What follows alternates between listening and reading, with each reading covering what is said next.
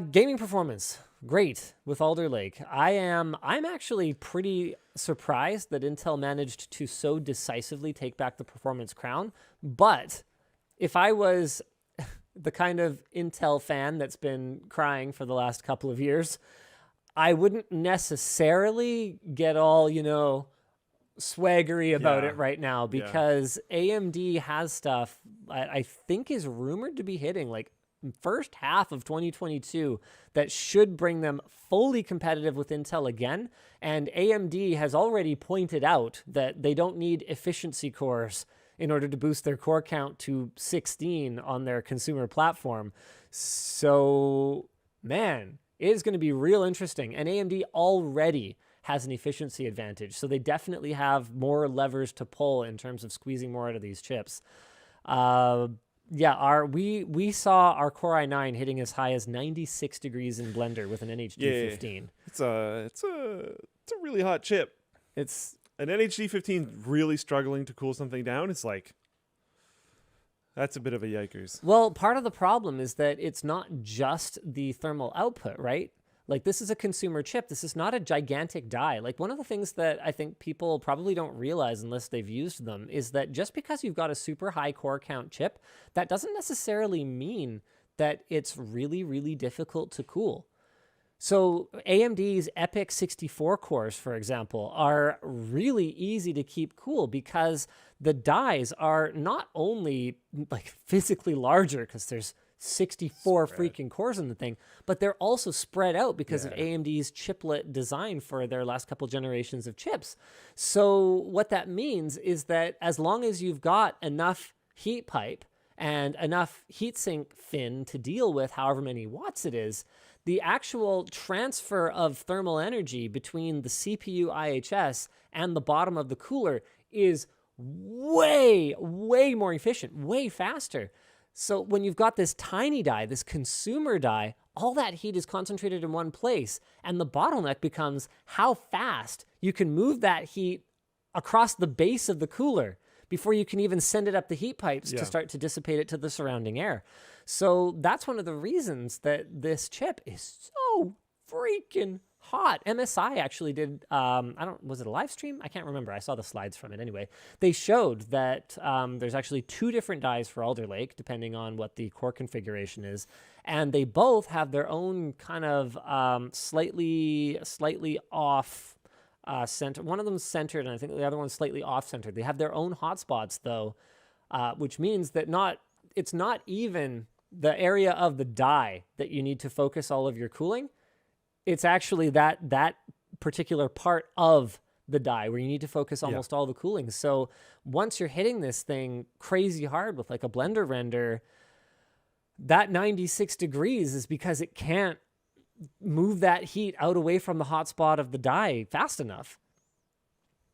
Anyway, the Core i9 really wasn't the star of the show for me. The 12600K, which is a $320 CPU that offers darn near top-tier gaming performance while competing with the Ryzen 5 5600X for price, looks amazing. Now, AMD is clearly responding. So Micro Center has already apparently discounted the 5800X $299 to $299. Darn. Isn't competition great? Right? So here's the thing. In pandemic times, too. Every time you see a price drop, okay, unless it's on clearance, that means they could have sold it at that price before. So this is one of the things that I get really, I get really exasperated about. Intel does not have a clean history, okay? No. It's not like they've forever been the world's most consumer-centric, customer-friendly, competition-friendly, whatever it is you want to accuse them of, you could probably dig up some dirt. But don't imagine for a second that AMD is some kind of white knight, okay? They are a corporation beholden to their shareholders. If they can charge you $399.99 instead of $299.99, they will. AMD started the whole Extreme Edition FX bullcrap. Don't kid yourself. When AMD's on top, which they have demonstrated, they did it immediately. The second they were on top, they slowed down the product release cadence, left their pricing where it was, and fair play, AMD, right? We were in the middle of the biggest silicon shortage of certainly my lifetime, which would probably mean pretty much ever, because consumer electronics have kind of only really been a thing in our lifetimes. Yeah. So, I'm not going to say, hey, you should sell something you don't even have enough stock of for half price. Yeah, fair enough. Yeah, I mean, they've legitimately been out of stock for a long time. Yeah. Just don't treat this like this is an isolated to Intel thing or an isolated to NVIDIA thing. We need competition. Just because AMD being on top with no competition would be no better for consumers than Intel or NVIDIA doing it. So that's my spiel. I'm not going to say any more on the subject other than that. Dang, a 5800X for $299? That's pretty crazy. That's genuinely pretty crazy. That is a pretty darn good deal. It's a good time. I'm pretty into. At least there's one computer part that I feel like is like pretty aggressively priced right now, because everything else is just horrible. Well, yeah, okay. Maybe that's fair. cases are okay. I haven't looked into it, but like, yeah, things are rough.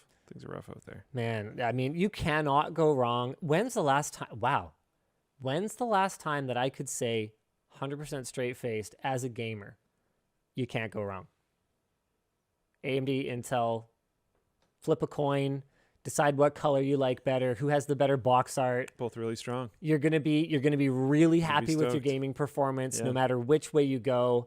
And next generation could easily flip around. Let's see. Man, pretty cool. It's pretty cool. I freaking love